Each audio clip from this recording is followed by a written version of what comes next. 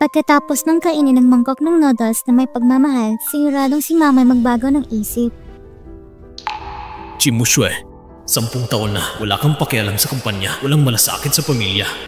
Ako at ang anak mo, wala na ba talagang halaga sa'yo? Papa, bilisan mong dalan to kay Mama. Ako naman maghahanda ng regalo para sa kanya. Sige.